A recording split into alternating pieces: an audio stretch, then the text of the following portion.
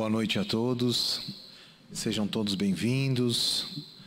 Hoje nós vamos falar um pouquinho sobre moral e ética, mas antes da gente começar essa discussão, gostaria que todos fechassem os seus olhos, colocassem na nossa tela mental a figura do nosso divino e mestre amado Jesus, que esquecêssemos um pouquinho dos nossos problemas do dia de hoje, dos nossos problemas do dia, e tirássemos esse tempo para agradecer ao nosso mentor individual, esse amado amigo que nos acompanha em todos os dias, agradecer a todos os nossos amigos espirituais, aos mentores desta casa, aos mentores deste trabalho, a todos aqueles que estão envolvidos na nossa evolução, a todos esses nossos irmãos, amigos, que durante o dia de hoje dividiram um pouquinho da sua vida, colocaram algumas pedras no nosso caminho, mas que essas pedras possam servir para nosso aprendizado, possam servir para que amanhã, quando nós acordarmos, nós possamos ser um pouquinho melhores do que o dia de hoje. Vamos agradecer ao dia de hoje, a possibilidade de termos acordado, levantado de nossa cama, tomado nosso banho, aqueles que tiveram a oportunidade de sair para trabalhar, que saíram para trabalhar, aqueles que ficaram em casa ajudando aos outros. Vamos também vibrar por toda e qualquer família que durante o dia de hoje perdeu algum ente querido,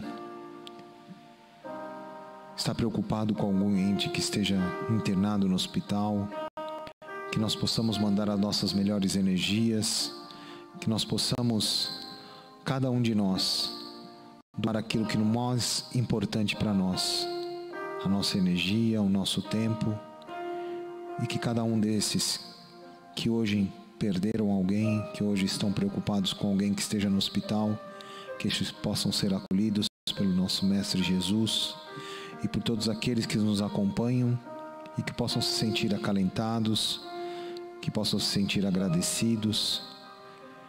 E por esse agradecimento, por esse momento tão especial, vamos então proferir a oração que o Mestre nos ensinou. Pai nosso, que estais nos céus, santificado seja o vosso nome, venha a nós o vosso reino, seja feita a tua vontade, assim na terra como nos céus. O pão nosso de cada dia dai-nos hoje, perdoai as nossas ofensas, assim como nós perdoamos a quem nos tem ofendido. Não nos deixeis cair em tentação, mas livrai-nos de todo e qualquer mal, que assim seja. Bom, nós vamos falar sobre a moral espírita.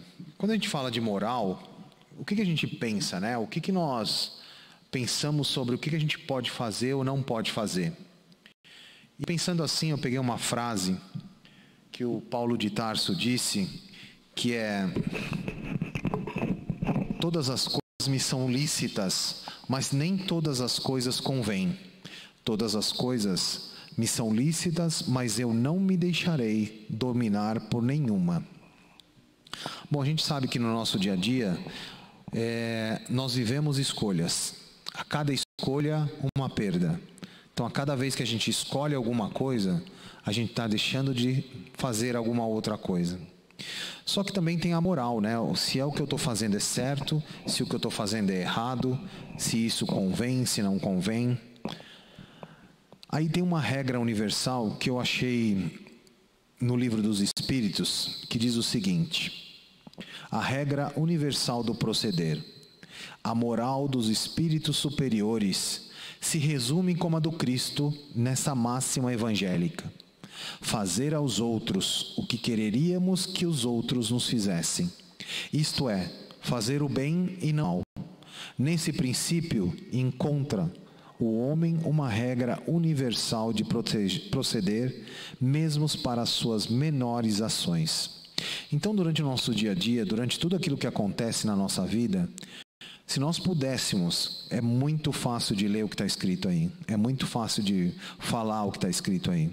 Mas no nosso dia a dia, é muito difícil da gente proceder dessa maneira, né? Porque existe o egoísmo, existe aquela questão de você primeiro pensar em você para depois pensar nos outros. E a gente tem que evoluir muito nisso ainda, né? Se a gente for pensar em tudo que a gente, do nosso dia a dia, se nós fizéssemos como já dizia Santo Agostinho, né? Que se toda noite nós pudéssemos colocar a cabeça no travesseiro e fazer uma verificação de tudo aquilo que nós fizemos no nosso dia a dia, se nós colocássemos no lugar de uma outra pessoa, se tudo isso seria bom ou se seria ruim. Então essa questão de você proceder da maneira de sempre tentar fazer o bem, mesmo nas menores coisas, tentar fazer com que a regra seja o amor, seja a caridade, porque só assim a gente vai colocar a cabeça no travesseiro e saber que tudo aquilo que nós fizemos tem sentido, tem moral, faz parte do que o Kardec já dizia. Opa, desculpa. Aí eu, assistindo uma palestra sobre uma professora de filosofia brasileira, chama Lúcia Helena Galvão, ela fez uma comparação, né? Então, se a gente vai olhar assim, o que tem a ver Jiló e chocolate, né? E eu achei muito interessante essa comparação que ela fez. Se a gente for pegar na nossa infância, nunca, eu tenho certeza disso, ninguém te obrigou a comer chocolate. O Jiló e outras coisas, sim, sempre existia aquela coisa de que se você não comer isso, você não vai assistir televisão. No caso do Jiló. Tenho certeza que mãe nenhuma falou isso para o chocolate, né? Então, na vida da gente, se a gente for pensar assim, nós queremos ter uma moral Jiló ou uma moral chocolate? Porque o chocolate você gosta. Então, se você fizer o que você gosta, sabendo que aquilo vai fazer o bem para as outras pessoas, faz sentido. Agora, se a gente for a moral Jiló, ou seja, você só faz por ameaça, você só faz porque alguém está te olhando, e você só faz aquilo não porque você está preocupado se aquilo é certo ou errado. Você faz porque aquilo é imposto. Eu peguei alguns exemplos que no nosso dia a dia tão corriqueiros, né? Você vê uma placa de 40 por hora. Você passa naquele lugar a 40 por hora porque você sabe que aquilo é o correto, ou você passa porque você sabe que daqui 50 metros tem um radar e você vai passar só porque você não vai tomar uma multa, né? Isso é um exemplo. Quantos e quantos exemplos a gente pode usar aqui?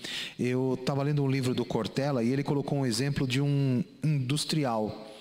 E eu vou pegar um exemplo dele, mas vamos pegar para o nosso dia a dia. Se nós pegarmos qualquer coisa que você tem que resolver em qualquer departamento público. Se o departamento público te disser que demora 90 dias e que com aqueles 90 dias você pode perder muito do que você trabalha no seu negócio, você pode deixar os seus funcionários desempregados. Só que depois alguém aparece lá e fala assim, olha, eu tenho um jeitinho que os 90 dias vai passar para 15 dias. O que a gente normalmente faria? Você vai pensar nos 15 dias ou você vai bater o pé e falar que não, por moral e por princípio, eu vou esperar os 90 dias e vou arriscar tudo o que está acontecendo porque eu não concordo com isso. Quando a gente vê isso no ponto de vista do outro, a gente vai falar, ele vai aceitar os 90 dias. Mas e quando chega na nossa casa? Será que na hora do vamos ver, nós vamos atender aquilo nos 90 ou nos 15? Ou seja, né, dentro daquilo que a gente fala para o inglês ver, será que a gente está fazendo para o inglês ver tanto a questão moral do espiritismo, da nossa religião, no independente da religião que cada um trabalha, no nosso caso o espiritismo, Ou a gente vai ao centro espírita esperando receber alguma coisa em troca? A gente vai para a igreja no domingo, ou a gente faz um acordo, e mais para frente eu tenho isso para falar, que esse acordo na questão de que Deus, você me ajuda que eu vou doar 10 cestas. Né? Ou então a gente assim, doa as 10 cestas, só que já pensando que das 10 cestas você está comprando um pedacinho do céu. E não doa as cestas por caridade, por amor ao próximo. Né? Que é a questão que a gente fala sempre desde o começo. Pensar mais no próximo do que em você mesmo. E aí tem uma questão do Livro dos Espíritos que fala, na verdade o terceiro capítulo, terceira parte do Livro dos Espíritos, ele fala sobre a moral. Começa no capítulo 12, da perfeição moral. Aí a questão 895 do Livro dos Espíritos fala assim: postos de lado os defeitos e os vícios, acerca dos quais se pode equivocar, qual o sinal mais característico da imperfeição? O interesse pessoal. Frequentemente, as qualidades morais são como num objeto de cobre, a douradura que não resiste à pedra do toque. Ou seja, quando vem para o nosso lado, ou como a gente sempre brinca, quando a chapa esquenta, quem que aparece? Quem que aparece naquela hora? Quem que é a moral que cada um de nós tem nesta hora? É aquela moral construída na pedra? Ou é a moral construída na areia? Onde aquela o inglês não vê? Né? Então é uma coisa que a gente precisa se questionar muito com isso. Aí tem uma outra pergunta que fala do egoísmo. Dentre os vícios, qual o que se pode considerar radical? Temo-lo dito muitas vezes, o egoísmo. Daí deriva todo o mal. Estudai todos os vícios e vereis que no fundo de todos há egoísmo. Por mais que lhe deis combate, não chegareis a extirpá-lo enquanto não atacardes o mal pela raiz. Então, no final das contas, nós sempre pensamos em nós mesmos, antes de pensar no outro. Faz parte do ser humano de hoje. São poucos o que na hora do vamos ver, pensa no outro.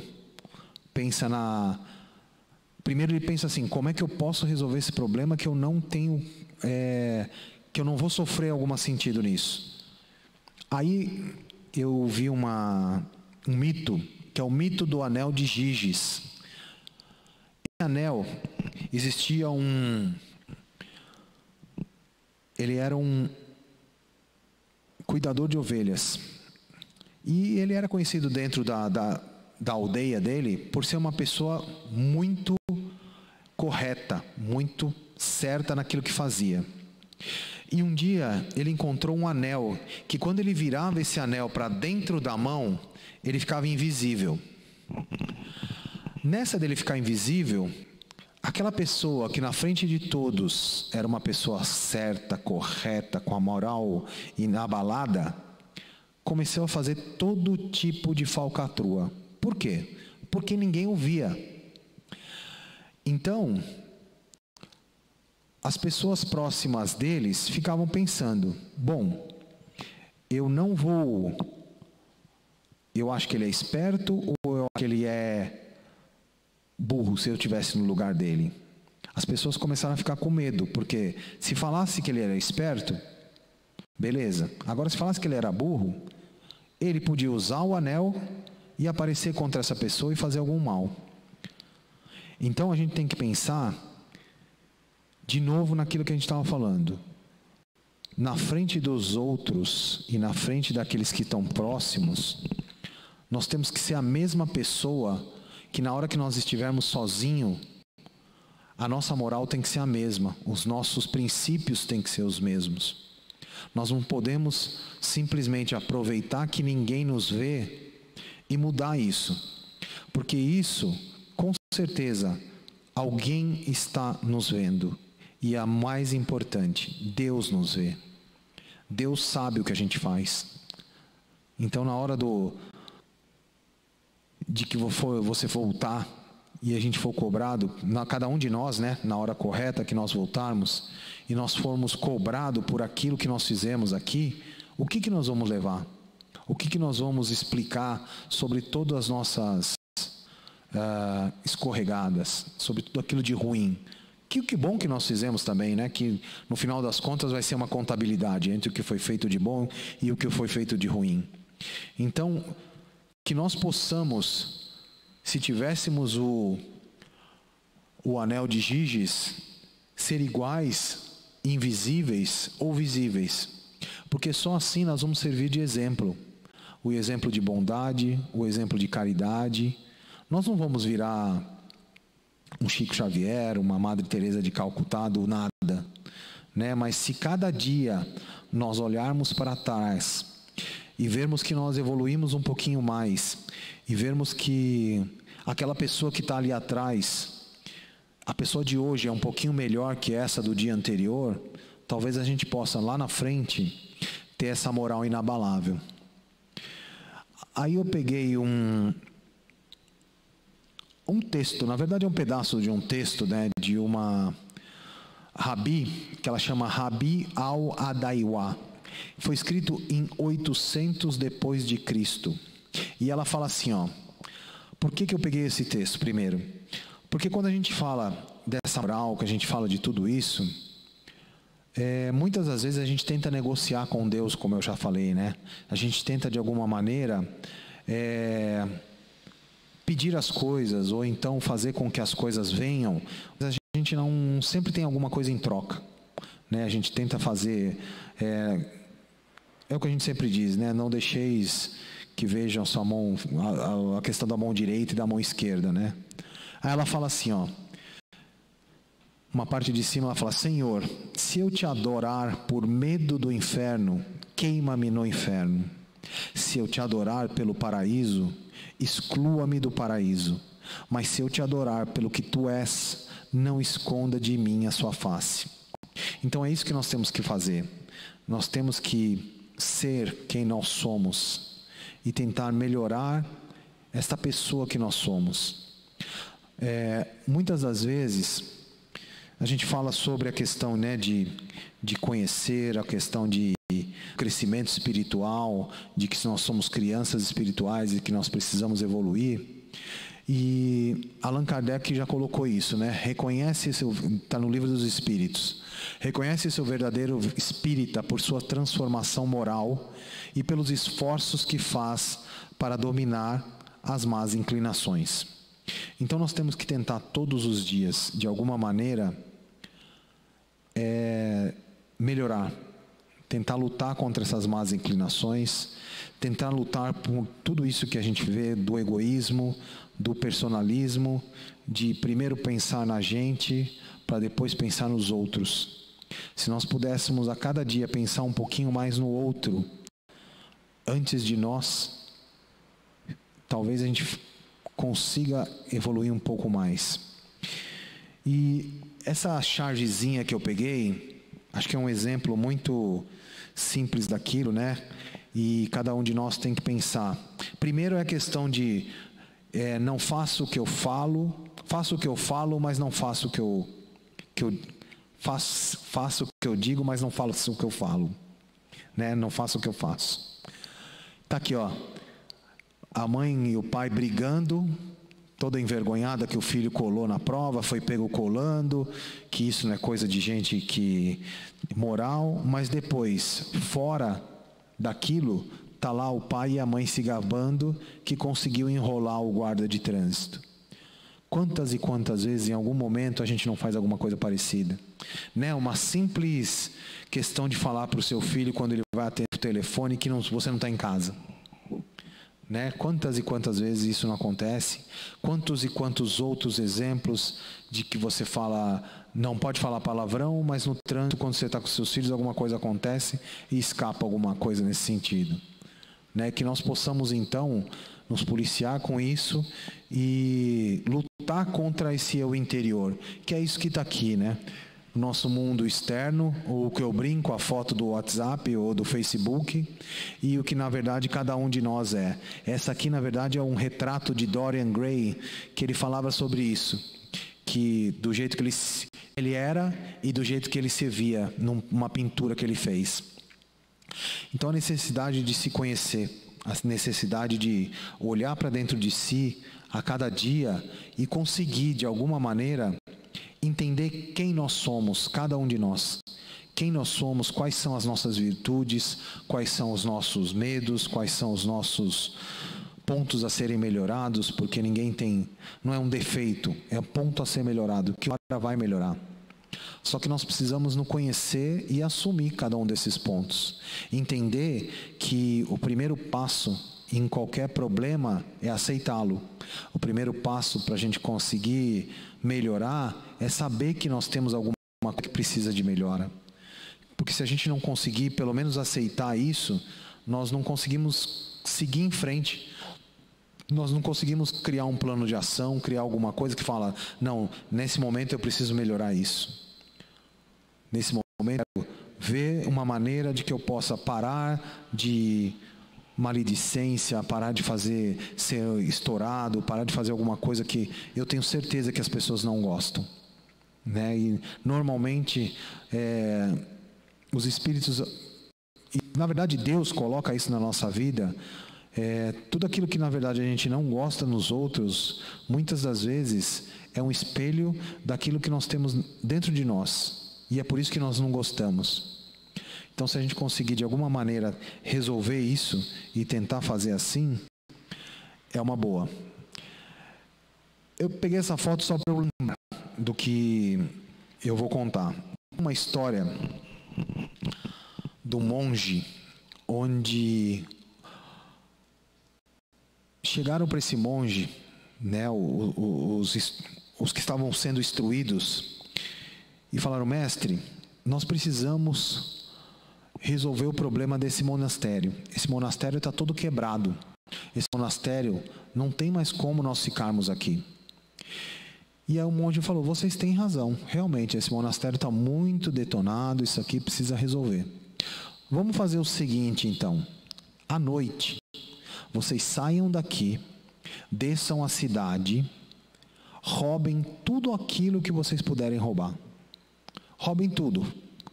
O problema é o seguinte: vocês não podem deixar que ninguém os veja, porque se alguém pegar vocês, vai ser uma vergonha muito grande, tanto para esse monastério como para cada um de nós. À noite, o mestre foi ao quarto daqueles que estavam ali. Encontrou apenas um deles. O restante fez o que o mestre pediu. Saiu e foi roubar. Aí o mestre falou para ele assim: por que você não foi?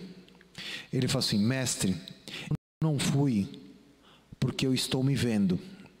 E se eu estou me vendo, não faz sentido nenhum eu sair daqui para roubar. Porque eu sei que se eu for fazer isso, é errado. Não interessa se os outros não vão ver. Interessa aquilo que eu estou vendo. Então, se nós pudéssemos, cada um de nós, dia após dia, nos preocupar com isso, nos preocupar com aquilo que nós vemos, não com aquilo que os outros vão ver. Se nós preocuparmos com aquilo que cada um de nós fazemos, é certo, eu devo, eu posso, faz parte daquilo que eu acredito, está correto fazer isso? Se eu fosse outra pessoa no meu lugar, eu faria isso? Eu gostaria que essa ação, essas palavras, essa atitude que eu estou tendo agora com outro, ou qualquer outra coisa que aconteça, se eu me colocasse no lugar da outra pessoa, estaria certo? Porque se, como disse no começo, se nós agirmos no bem, se nós pudermos, de alguma maneira, em cada pequeno ato nosso, agir com amor, agir com caridade, agir pensando que se eu estivesse próximo, e não com o egoísmo que cada um de nós tem, O egoísmo que cada um de nós carrega, maior ou menor, dependendo da situação. Se nós pudéssemos, então, a cada dia, com amor, com paz, com esperança no próximo, puder tirar um pouquinho desse egoísmo de dentro de nós, com certeza a nossa moral vai crescer, a nossa moral espírita, a nossa moral com relação a Deus. E para terminar, eu tenho uma oração que chama Oração Diante da Palavra, que foi psicografada por Meimei através de Chico Xavier. Que nós podemos então fechar os nossos olhos e vamos lá.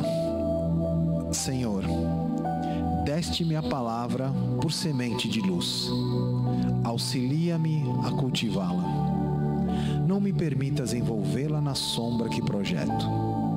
Ensina-me a falar para que eu faça o melhor.